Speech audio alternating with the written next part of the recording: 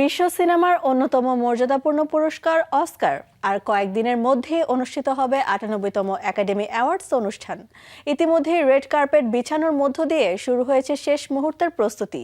এবারে অনুষ্ঠানের সঞ্চালনার দায়িত্বে রয়েছেন জনপ্রিয় হাস্য কৌতুক অভিনেতা ও সঞ্চালক কোনান ওব্রায়েন। বিস্তারিত প্রতিবেদনে।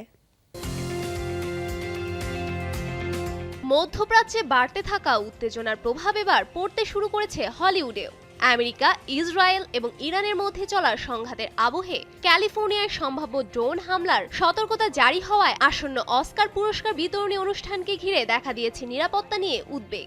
এর জেরে আয়োজকদের তরফে বাড়ানো হয়েছে নিরাপত্তা ব্যবস্থা।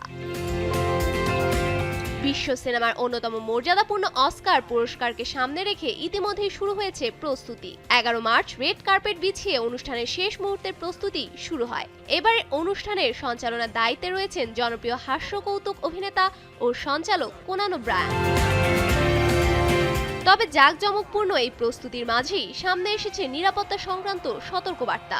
আমেরিকার কেন্দ্রীয় তদন্ত সংস্থা সম্প্রতি ক্যালিফোর্নিয়ার আইন শৃঙ্খলা রক্ষাকারী বাহিনীকে সতর্ক করে জানিয়েছে, মার্কিন সামরিক পদক্ষেপের ফলে ইরান পশ্চিম উপকূল লক্ষ্য করে ড্রোন হামলার চেষ্টা করতে পারে। এই পরিস্থিতিতে ক্যালিফোর্নিয়ায় আরও জোরদার করা হয়েছে নিরাপত্তা। লস অ্যাঞ্জেলেস কাউন্টি শেরিফ দফতর জানিয়েছে, বর্তমানে বেশ কড়া সতর্কতার মধ্যে রয়েছে তারা এবং সম্ভাব্য যে কোনো পরিস্থিতির দিকে বাড়তি নজর রাখা হচ্ছে। যদিও সম্ভাব্য হামলা নিয়ে বিস্তারিত কিছু জানানো হয়নি এখনো।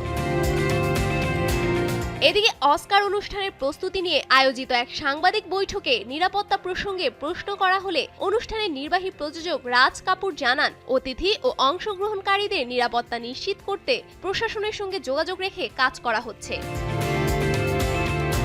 সব মিলে বিশ্ব রাজনীতির টানাপোড়েনের আবহে এবার হলিউডের সবচেয়ে বড় পুরস্কার মঞ্চকেও বাড়তি সতর্কতার মধ্যেই প্রস্তুতি নিতে হচ্ছে। ২০২৬ সালের অস্কার অনুষ্ঠানটি মার্কিন যুক্তরাষ্ট্রের লস অ্যাঞ্জেলেসের ডলবি থিয়েটারে নির্ধারিত হয়েছে ১৫ মার্চ। সরাসরি সম্প্রচার শুরু হবে স্থানীয় ওয়েস্ট কোস্ট সময় সন্ধ্যা ৭টায়। Safura Afrin, showbiz tonight.